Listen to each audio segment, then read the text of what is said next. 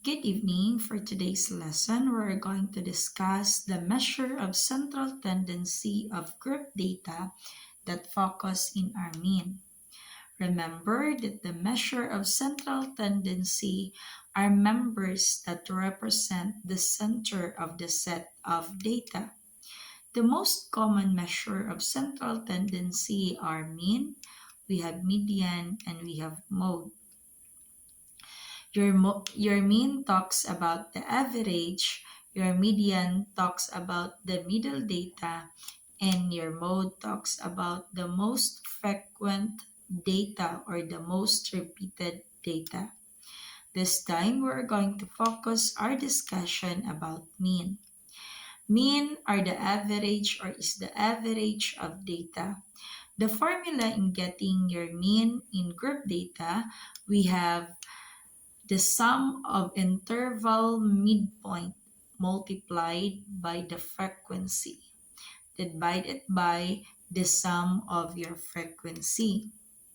Try to look at this given example. I have here a group data. We have a class interval of 6 that includes, for your first group is 21 to 25. Your second group, we have 26 to 30. Your third group, we have 31 to 35. Your fourth group, we have 36 to 40. Your fifth group, we have 41 to 45. And the last group, we have 46 to 50.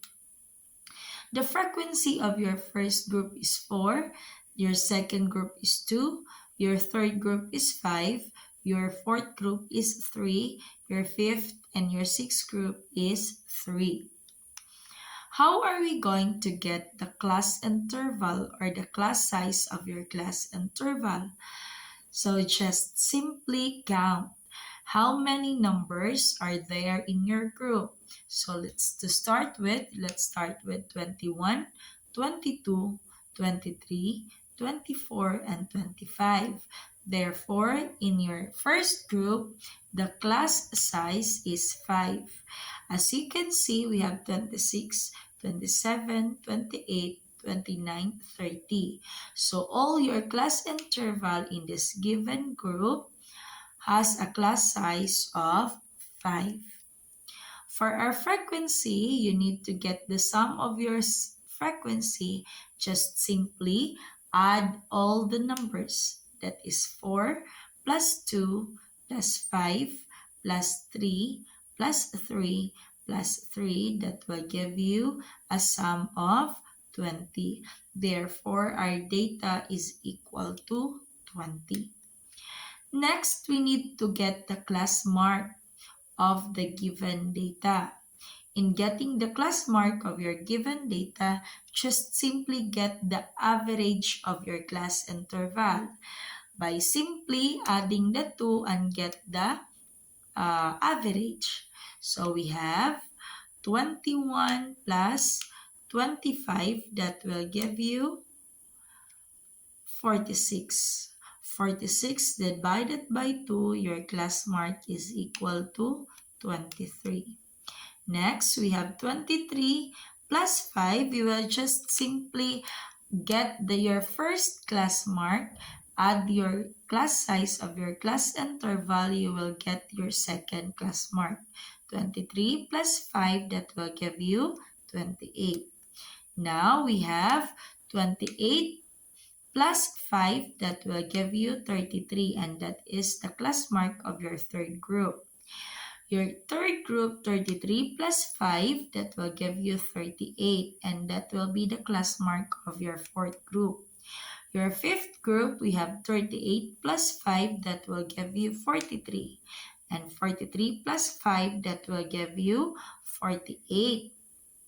Since your mean needs to have a product of your frequency and your class mark, so you need to multiply your class mark and your frequency. So to start with, 4 times 25, that will give you 92. We have also 2 plus 28, that will give you 56. We have also 33 plus 5 that will give you 165.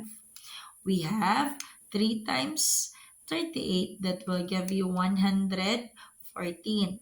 43 times 3 that will give you 129, and 48 times 3 that will give you 144.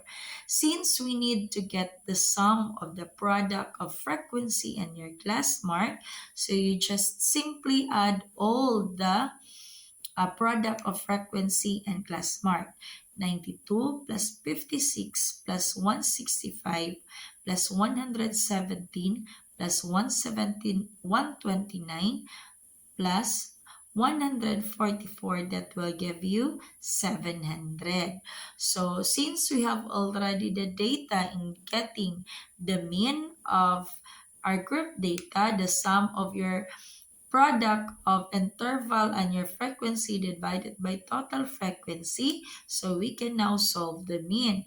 Just simply write the total product of your frequency and your class mark, that is 700, divided by your total frequency, which is 20. So 700 divided by 20, the average or the mean of this given group data is 35. Please don't forget to follow and subscribe if you learned something, and see you on my next video. Good evening, everyone.